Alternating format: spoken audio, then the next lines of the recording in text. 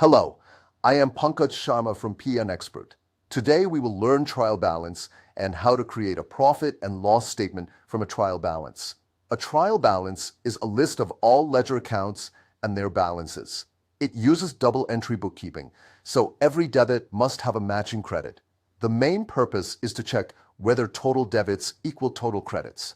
If they match, the arithmetic is correct. It is also the first step before financial statements. To prepare a trial balance, list account titles, record balances, total both columns, and verify equality.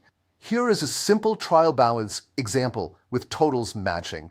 To remember which side an account goes, use the AORE rule. Assets and expenses are usually debit. Liabilities, owner's equity, and revenue are usually credit. If the trial balance does not match, possible errors include wrong side entries, missing accounts, addition mistakes, or transpose numbers. Now let's create a profit and loss statement from a trial balance. We only select income and expense accounts and ignore assets, liabilities, and equity. Example, sales 100,000, purchases 60,000, salaries 10,000, rent 5,000.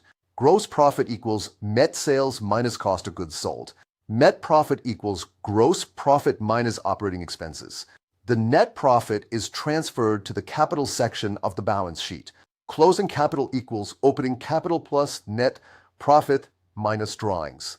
To summarize, the trial balance checks accuracy, and the profit and loss statement is created using only income and expenses from the trial balance. Thank you for watching.